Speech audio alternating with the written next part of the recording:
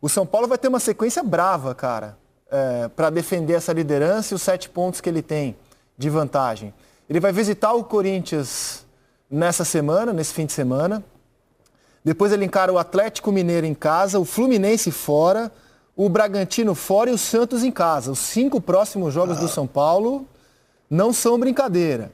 O Atlético Mineiro vai ter o Atlético Paranaense fora, o São Paulo fora, o Coritiba em casa, o Santos em casa e o Bragantino fora. O Flamengo vai ter o Santos em casa, o Bahia em casa, o Fortaleza fora, o Fluminense em casa e o Ceará em casa. E o Grêmio vai visitar na sequência Goiás e Sport, vai receber o Atlético Goianiense e o Bahia e o Fortaleza fora. Estas são as sequências dos primeiros colocados nos próximos 5 jogos. A sequência do São Paulo é dura, hein, Galvão? Não é fácil, não. Tô tentando fazer uma análise aí, não tira a plaquinha para mim não, por favor, que eu tô no Grêmio agora. Tentando fazer uma análise comparativa de adversário, tudo em teoria, lógico, né? O Grêmio tem o Goiás fora, o Grêmio tem o Sport fora, aí o Grêmio tem o Atlético Goianiense em casa, o Grêmio tem o Bahia em casa e o Grêmio tem o Fortaleza fora. A parada do São Paulo é dura. A do Atlético Mineiro também não é tão fácil, porque pega o Atlético Paranaense fora, lá no gramado sintético, e o Atlético joga muito bem em casa, pega o São Paulo fora, é jogo de 6 pontos. Esse é jogo para definir se está no elevador para subir ou se não está no elevador para subir. Aí ele vai pegar o Coritiba em casa, é muito parecido, veja, porque pega o Santos em casa, como o São Paulo pega o Santos em casa, pega o Bragantino fora, como o São Paulo pega o Bragantino fora. O jogo do São Paulo com o Fluminense é fora, ele tem com o Atlético Paranaense fora. Depois eles têm um confronto entre eles, o Corinthians é que faz um pouco a diferença aí. A princípio, olhando, dificuldade de adversário, me parece que a do Flamengo, teoricamente, seja menor. Né? Porque ele pega o Santos em casa, pega o Bahia em casa, Fortaleza fora, difícil, tá certo. Fluminense é clássico em casa, tá sem o Odair, vamos ver como é que o Fluminense vai reagir com o Marcão de técnico. E pega o Ceará também, cara. Teoricamente, nessas próximas 5 rodadas, o caminho do Flamengo parece um pouco mais fácil. Mas o São Paulo agora vai mostrar quanta lenha ele tem para jogar nesse fogo. Galvão, posso propor um exercício em cima dessa tabela ainda? Se você pegar times da mesma faixa de tabela e você atribuir um ponto, faixas diferentes, você atribuir vitória, você pega o São Paulo, a gente está falando dos líderes, né? O São Paulo na coluna dele faz 9 pontos em tese. Vamos lá. Como é que é? Deixa eu entender. Você está dividindo o campeonato do primeiro ao 8º e depois do 9º ao 20º, é isso?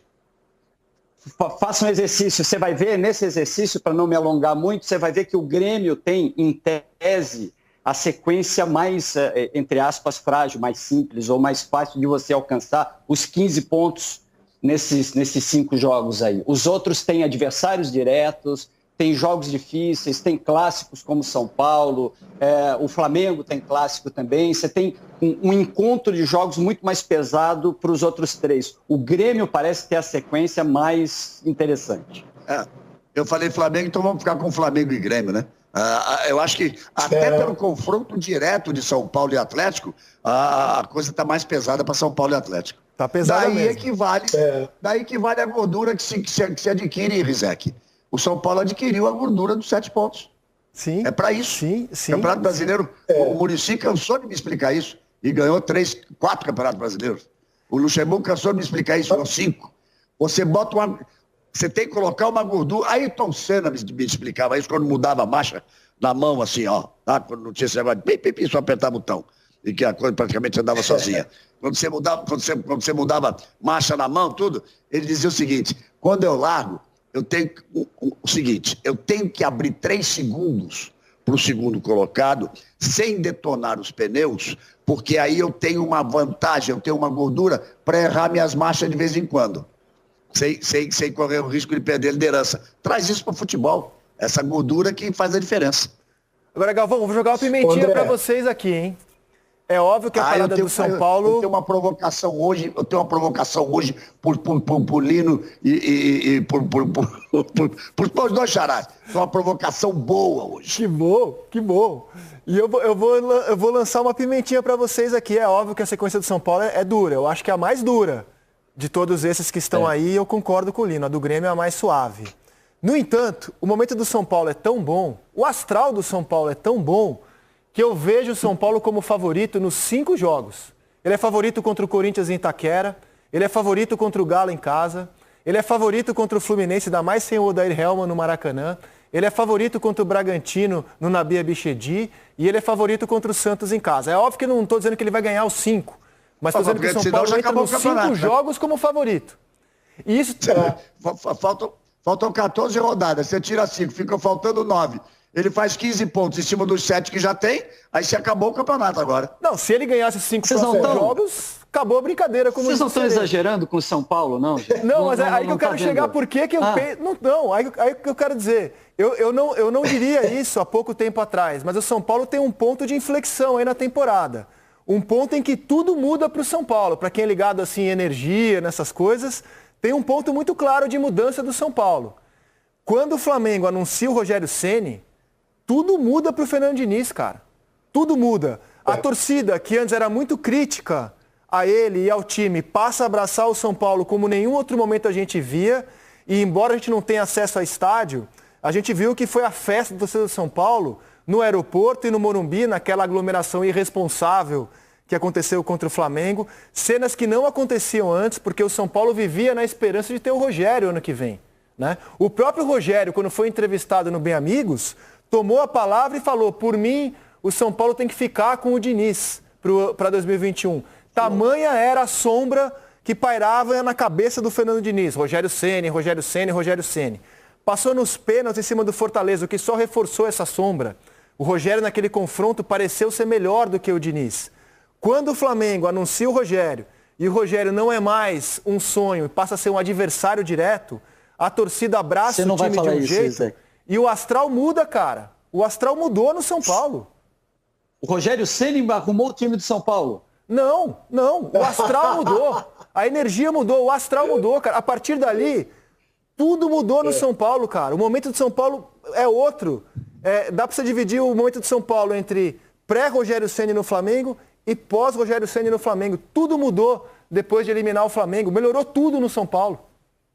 O futebol tem já não era um trabalho em evolução, Rizek? Claro que era, ele sempre foi um dos grandes defensores do Diniz, mas não era um trabalho que você apontava o São Paulo favorito sempre, um São Paulo abrindo 7 pontos de vantagem, um São Paulo massacrando o Flamengo como massacrou, marcando 9 gols em 3 jogos. Ô Rizek, de Deus que ajude que o São Paulo consiga fazer dos seus jogadores parte daquele grupo que vai chegar no final da pandemia, vai tomar a vacina sem ter contraído o coronavírus, sem ter se contagiado, enfim, preservado os seus jogadores e vai conseguir passar por isso. A gente torce para que todos tenham saúde, mas a instabilidade que muitos tiveram no campeonato teve a ver com o coronavírus, teve a ver com a pandemia, e se a gente não considerar isso como uma ameaça para essa trajetória do São Paulo, a gente vai estar sendo injusto com a nossa vida, com o cotidiano. É uma ameaça seríssima ainda. Claro, eu sei, mas isso ninguém pode prever, né? Os times que serão acometidos pelo surto de pandemia, isso eu não posso prever. Não tem como. O Flamengo Atlético Mineiro e o Palmeiras, que são 3 times que brigam com o São Paulo pelo Campeonato Brasileiro, os 3 tiveram surto de Covid, né? Os 3 tiveram surto de Covid. O Santos, mais recentemente, também está brigando pelo Campeonato Brasileiro, também teve problemas e continua tendo problemas de Covid. O Soteldo, por exemplo, no jogo ontem. O São Paulo só teve o Tietê que pegou Covid, os outros jogadores não. Agora, a tese é boa, André Rizek, até porque, inclusive depois que o Rogério Ceni foi contratado pelo Flamengo, o Júlio Casares, que deve ser o presidente do São Paulo, vai ter eleição agora no final de semana, eu digo deve porque quem vota no presidente do São Paulo é o Conselho Deliberativo. E a maioria do Conselho Deliberativo, que foi eleito recentemente, são conselheiros do lado do Júlio Casares, né, da chapa do Júlio Casares, então ele deve ser eleito. O Muricy Ramalho vai ser contratado por ele, enfim. O Júlio Casares deu a declaração de que Vanderlei, um beijo para o Vanderlei Luxemburgo, de que o Fernando Diniz será o técnico para a próxima temporada, que a primeira coisa que ele vai fazer vai ser renovar o contrato do Fernando Diniz. Isso depois do Rogério Ceni ter fechado o contrato com o Flamengo, porque antes os 2 candidatos a presidente do São Paulo falavam nos bastidores de que o Rogério Ceni seria convidado para ser o técnico. Então é claro que também isso ajudou a contribuir para mudar o ambiente e a boa vontade em relação ao trabalho do Fernando Diniz, além, Xará, claro, do resultado dentro de campo. Só interromper vocês um minutinho, Lino. Você tem razão, hein? Só interromper vocês um minutinho. Porque o Lucas Ferraz está em Roma, nosso repórter que acompanha a situação do Robinho